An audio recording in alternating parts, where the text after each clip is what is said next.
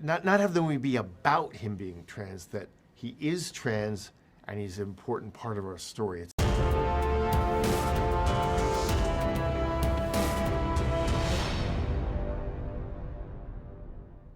Perfect. I'm Tessa Smith with MamasGeeky.com, and thank you so much for taking the time to talk with me today. This is a beautiful film. I mean, stop motion is gorgeous anyway, but can you just talk about how maybe it's evolved over the years? Well, stop motion originally was supposed to be what all special effects were for dinosaurs and monsters and everything, but CG replaced that. Start with the dinosaurs for Jurassic Park, and so for me, how it's evolved was it was always trying to be perfect, trying to be as good as CG, but it never can be that. So for me, it's about embracing what it is, which is about it's handmade, it's an animator touching and coaxing and wrestling with a puppet to bring it to life. So I want to show that. I want to show some evidence of that, like the facial animation where we replace the faces to show different dialogue, expressions. We use an upper and lower face. I want to show the seam between those. I want to leave in the small mistakes. So it was on a trajectory to try to be perfect, and I felt like, well, there's no point. But what do we do? What can we do?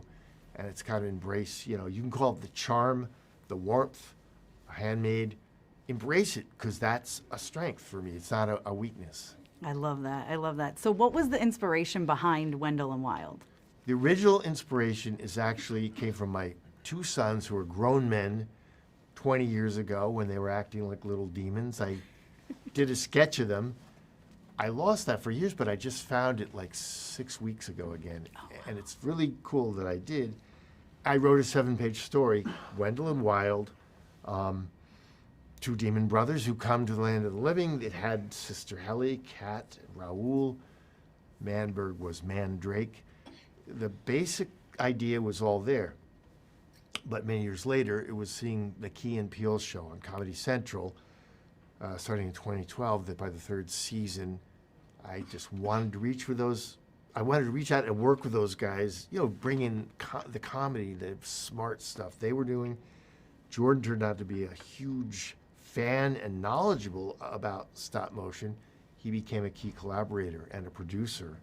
And it was from that moment that the skeleton, the idea, grew into the movie, and characters shifted and changed. So he was a huge component. Can you talk about like the inclusion, like the character of Raoul, for example? Can you talk about the importance of bringing that to the screen? Yeah, it was, we always tried to make things like having a trans character not have the movie be about him being trans, that he is trans and he's an important part of our story. It's like, by the way, he's that. Well, what's a reason? I always wanted this. I had this idea that there's one boy and an all-girls school. Well, why would that be? And that was really the best answer. It answered story-wise. And I work with a very diverse crew. There was several trans people on the team, one of the assistant editors and a few other folks, and you care about the people on your team and representation. And it felt like here's a very natural way for Raoul to be that, and he's and his friends are getting used to it. Mm-hmm. There's no pushback. People forget because it's sort of a recent thing, but he's also incredibly talented, and as a kind of an outsider, or he's become an outsider in this place that was formerly comfortable. He sees Kat coming in as an outsider from Juvie Justice and is immediately kind of inspired by her. He wants to know about her. I love it. Well, thank you. And thank you so much for taking the time to talk with me today. I really appreciate it. Oh, absolutely. Thank you so much. All right. Thank you so much to all my monetary supporters, my members, and my Patreons. Love you guys.